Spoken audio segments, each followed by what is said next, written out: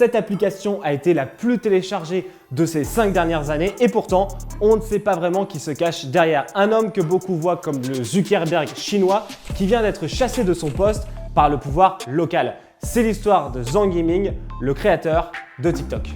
Tout commence dans une chambre de l'université de Nankai en Chine. Avec son ami de toujours Liang Rubo, Zhang crée une entreprise immobilière. 之前在北京在一个工地上看到宣传口号，叫做“空间有形，梦想无限”。我觉得这也挺适合。 Très vite, le duo se met en tête de créer quelque chose de plus grand, de plus imposant, de plus incroyable. Et le marché chinois est idéal pour ça. 1 milliard d'internautes qui ne demandent qu'à être divertis. Ce sera Tuxiao, l'ancêtre de Douyin, le nom chinois de TikTok. Tuxiao, c'est une sorte de Google actualité chinois. I would say that he is part of this generation of Chinese leaders that really wanted to be more global.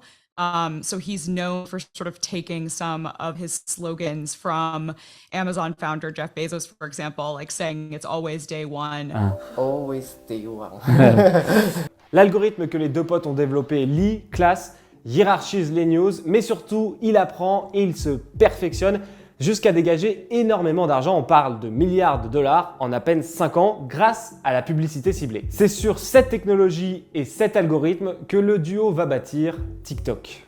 Hold up, don't scroll, let me ask you something first. Can someone please explain how this algorithm works? À l'automne 2014, Zhang effectue un voyage touristique dans la Silicon Valley. He was known always for sort of taking the style of Silicon Valley as well. Like he didn't wear a suit, he wore jeans and a t-shirt to work, and he definitely looked to sort of American tech companies for inspiration. Il revient des États-Unis avec une conviction en tête, l'heure de gloire de la tech chinoise va bientôt sonner. Et le meilleur exemple, c'est sa propre entreprise, ByteDance, qu'il a fondée 2 ans plus tôt, la même entreprise qui va faire naître Douyin avec une idée en tête, faire danser et chanter les jeunes du monde entier. À l'international, Douyin s'appellera TikTok, rachètera son concurrent direct chinois Musical.ly et explosera tous les compteurs ensuite. En 2021, TikTok devient le service web le plus consulté au monde devant Google, c'est une grande première. Mais le souci, c'est que ByteDance, propriétaire de TikTok, n'est plus une petite start-up, c'est une entreprise multimilliardaire qui commence à intéresser le pouvoir totalitaire de Pékin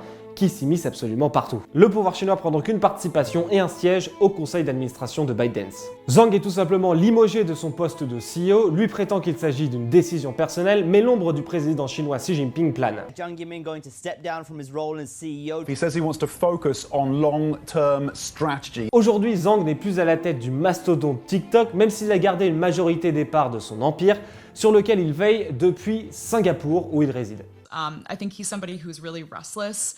And wouldn't be sort of satisfied with, touring Italy for the rest of his life or sitting out on a sailboat or something like that. I think he's definitely not going to be satisfied with that. Vous l'avez compris, si Zhang n'est plus le directeur de TikTok, c'est toujours lui qui prend les décisions stratégiques, même si désormais, Pékin a toujours le dernier mot. I think there's something like 100 members of the Chinese Communist Party, so it's not unusual for there to be many of them who work at a company as large as ByteDance. TikTok has said over and over again that they're a separate entity from their parent company. But what I found in my reporting is that ByteDance is still very involved in the day-to-day operations of TikTok. It doesn't surprise me that your data might be accessed in China, but the question is just, what data and under what circumstances and for what purpose. Et vous n'avez pas fini d'entendre parler de lui, Zhang préparerait déjà son prochain gros coup depuis Singapour, Resso. C'est le nom du géant du streaming audio chinois, concurrent direct de Spotify et d'Apple Music, qui appartient encore une fois à ByteDance et qui va débarquer dans les prochains mois sur le marché européen. Affaire à suivre.